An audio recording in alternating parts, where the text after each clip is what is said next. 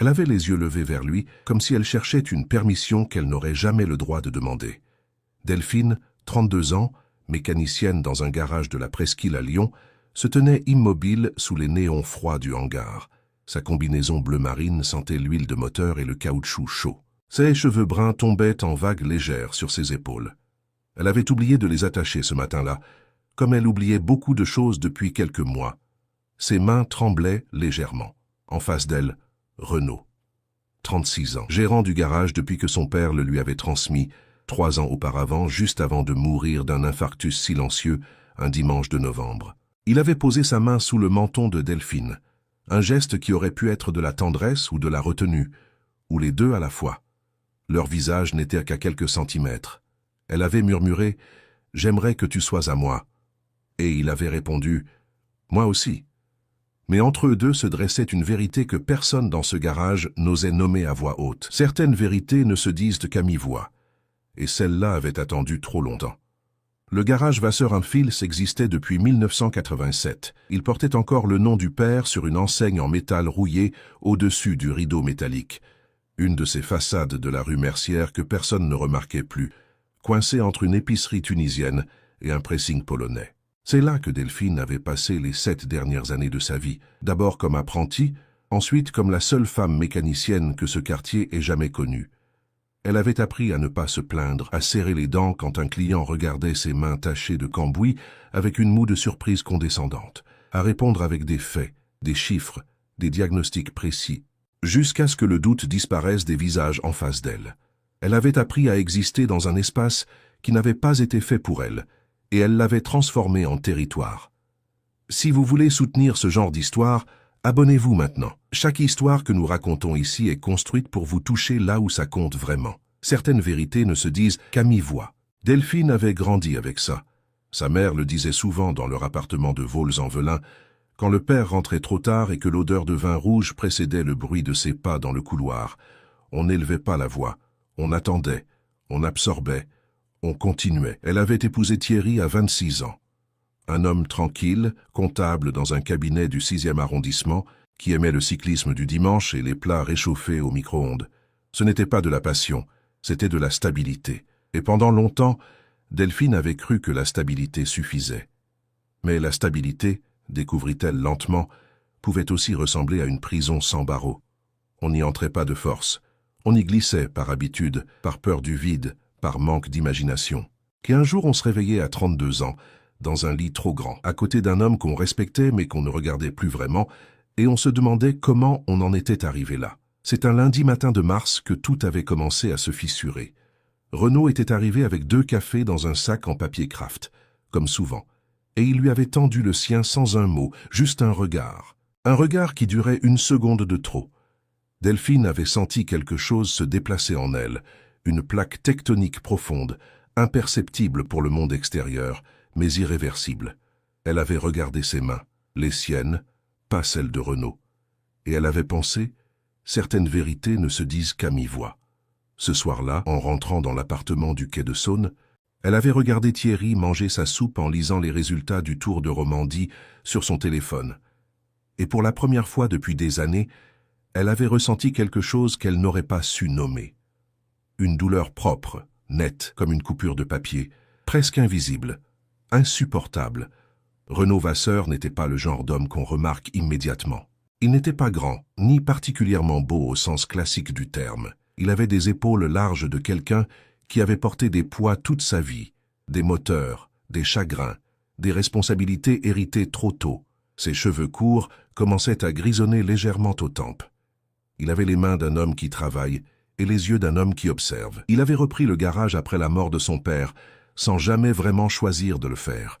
C'était ainsi. Certaines vies se décident avant qu'on ait eu le temps de formuler une opinion. Sa mère était retournée à Grenoble. Son frère aîné vivait à Bordeaux et n'avait jamais eu la fibre mécanique. Renaud était resté. Il avait eu une relation longue avec une femme prénommée Isabelle, 7 ans. Un appartement dans le 3e, un projet d'enfant qui n'avait jamais abouti. Isabelle était partie un avril pluvieux avec 2 valises et un regard qui ne disait pas « je ne t'aime plus ». Mais je ne peux plus attendre que tu apprennes à être là, vraiment. Il n'avait pas cherché à la retenir. C'était peut-être ça le problème. Ce mardi de mars où il avait apporté les cafés, il n'avait pas prévu de regarder Delphine différemment. C'était arrivé naturellement, comme une évidence qui se dépose. Elle penchait sous le capot d'une Citroën C3, elle parlait à voix basse au moteur comme si elle lui posait une question, et quelque chose dans cette scène lui avait traversé la poitrine comme un courant d'air froid et propre. « Tu parles aux voitures maintenant », avait-il dit depuis l'entrée du hangar. Elle s'était redressée, avait soufflé une mèche de cheveux hors de son visage. Parfois elles comprennent mieux que les gens. C'est une philosophie. C'est une constatation. Il avait souri. Elle aussi à contre-cœur. Certaines vérités ne se disent qu'à mi-voix. Aucun des deux n'avait dit ce qui s'était passé dans cet instant. Mais quelque chose avait changé de bord. Les semaines suivantes avaient été faites de petits riens accumulés. Des regards qui duraient, des phrases interrompues à mi-chemin, des silences qui parlaient plus que les mots.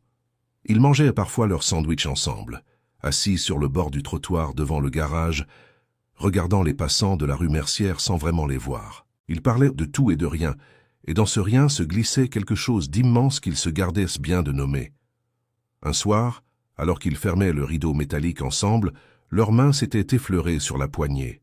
Aucun n'avait reculé. Ils étaient restés là une fraction de seconde, à respirer le même air refroidi de la presqu'île. « Delphine. »« Non, » avait-elle dit doucement. « Pas maintenant. » Et elle avait traversé la rue sans se retourner. Mais cette nuit-là, dans le lit trop grand du quai de Saône, elle avait fixé le plafond jusqu'à 4 heures du matin, en sachant que quelque chose était en train de se terminer. Elle ne savait pas encore quoi exactement, ni comment, ni à quel prix. Avril arriva avec ses averses courtes et ses ciels changeants, caractéristiques du printemps lyonnais. Le garage sentait la peinture fraîche. Renaud avait fait repeindre les murs du fond pendant le week-end de Pâques, un blanc cassé qui rendait l'espace plus lumineux, presque différent. C'est ce matin-là qu'elle avait trouvé l'enveloppe, glissée sous l'essuie-glace de sa Peugeot 308, garée dans la cour intérieure. Une enveloppe blanche, son prénom écrit dessus à la main. Renaud avait une écriture serrée, penchée vers la gauche. À l'intérieur, une feuille simple, pliée en 3. « Je ne sais pas ce que tu ressens, mais je sais ce que je ressens, moi, et ça m'empêche de dormir depuis des semaines. Tu n'as rien à répondre si tu ne veux pas. » Delphine avait relu la feuille 3 fois debout dans la cour froide, le souffle visible dans l'air du matin. Puis elle l'avait pliée soigneusement, glissée dans la poche intérieure de sa veste, et elle était entrée dans le garage comme si rien ne s'était passé. Ce moment-là, c'est une abonnée de notre chaîne qui nous l'a raconté presque mot pour mot. Si vous vous reconnaissez dans cette histoire, cliquez sur « J'aime ». Vous ne savez pas à quel point ça nous aide à continuer. Elle avait travaillé toute la matinée sans croiser le regard de Renaud. Il n'avait pas insisté. Il savait attendre. C'était une de ses qualités et peut-être aussi un de ses défauts. C'est à midi qu'elle était entrée dans son bureau, une pièce minuscule au fond du garage, avec un bureau en métal gris, des catalogues de pièces détachées empilés sur une chaise et une photo de son père punaisée au-dessus de l'ordinateur. « Pourquoi tu m'as écrit ça ?» avait-elle dit depuis la porte. Il avait posé son stylo. Il l'avait regardé franchement. « Parce que je ne suis pas capable de faire semblant. Renaud, je suis marié. Je sais. Alors tu sais aussi que c'est impossible. Je sais que c'est compliqué. Je ne sais pas si c'est impossible. » Un silence lourd s'était installé entre eux. Certaines vérités ne se disent qu'à mi-voix. Delphine avait senti sa gorge se serrer. « Et si je te disais que moi aussi, que depuis des semaines... » Elle n'avait pas terminé sa phrase. Elle n'en avait pas besoin. Renaud s'était levé lentement, avait contourné le bureau et s'était arrêté devant elle. Il avait posé sa main sous son menton, ce geste doux, précis, qui était une question et une réponse à la fois. Elle avait dit « J'aimerais que tu sois à moi. » Et lui, « Moi aussi. » Bonjour, si ce contenu te plaît, abonne-toi à la chaîne et laisse un like. Merci. Mais au moment où leurs lèvres allèrent se toucher, le téléphone de Delphine avait vibré sur le bord du bureau. Le prénom de Thierry s'était affiché sur l'écran. Elle avait regardé l'écran, puis Renaud, puis de nouveau l'écran. Et elle avait décroché. Les jours suivants furent les plus silencieux de toute sa vie adulte. Delphine rentra chez elle ce soir-là et observa Thierry avec des yeux neufs, ou peut-être avec des yeux enfin honnêtes. Il était là, dans le canapé du salon, avec son vélo en pièces détachées posé sur un vieux journal, à regarder une émission sur la chaîne L'Équipe. Il lui sourit machinalement quand elle entra. Il lui demanda si elle avait faim. Il se leva pour mettre de l'eau à chauffer. Et Delphine comprit. en regardant ce dos familier devant le plan de travail de la cuisine, qu'elle lui devait la vérité, non pas à cause de Renaud, mais à cause d'elle-même. Certaines vérités ne se disent qu'à mi-voix, mais certaines autres doivent être dites à voix haute, même si elles font mal, même si elles brisent des équilibres fragiles construits au fil des années. « Thierry, il faut qu'on parle. » Il s'était retourné. Quelque chose dans son ton l'avait prévenu avant même que les mots arrivent. La conversation avait duré 2 heures. Pas de cris, pas de larmes immédiatement. Elles vinrent plus tard, séparément, chacun dans sa propre obscurité. Elle lui avait dit la vérité. Pas qu'elle aimait quelqu'un d'autre, mais qu'elle ne se retrouvait plus dans cette vie qu'ils avaient construite ensemble. Que depuis longtemps elle avançait par inertie. Que ce n'était pas sa faute à lui, que c'était une douleur à elle, enfouie depuis trop longtemps. Thierry avait écouté. Il avait posé ses mains à plat sur la table. Il avait dit « Je crois que je le savais ». Ces 4 mots avaient été les plus tristes de toute la soirée. Au garage, les choses n'étaient pas plus simples. Delphine avait évité Renaud pendant une semaine entière. Elle arrivait tôt, partait avant lui, prenait ses pauses seule dans la cour. Il n'avait pas insisté.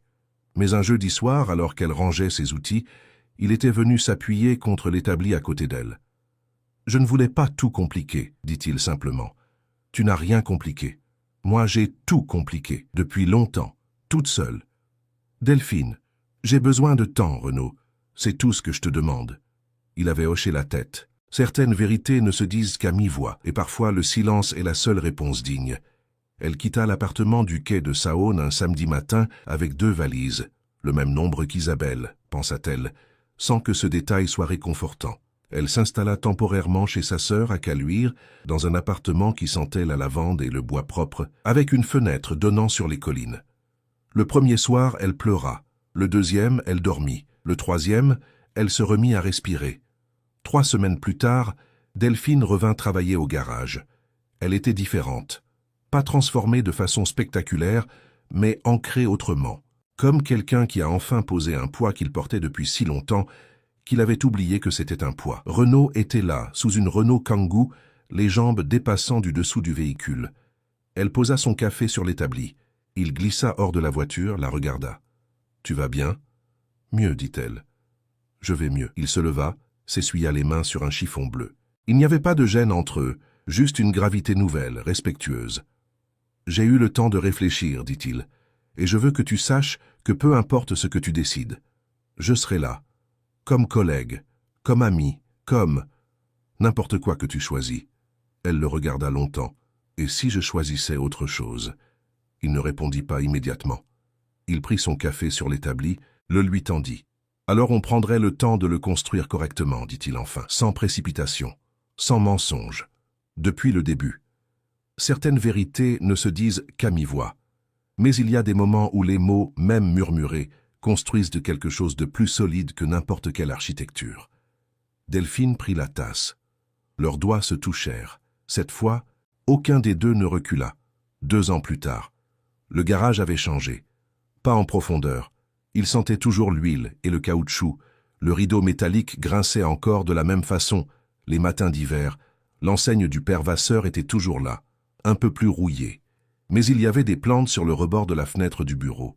Une cafetière italienne à moka sur l'établi du fond. Et le nom Vasseur et Bertin avait été ajouté à côté du nom du père sur un panneau neuf. Delphine, 34 ans maintenant, terminait la révision d'une Peugeot 508 quand Renaud entra en portant un casque de vélo et 2 baguettes sous le bras. « Tu as pensé au fromage ?»« J'ai pensé au fromage, » confirma-t-il gravement.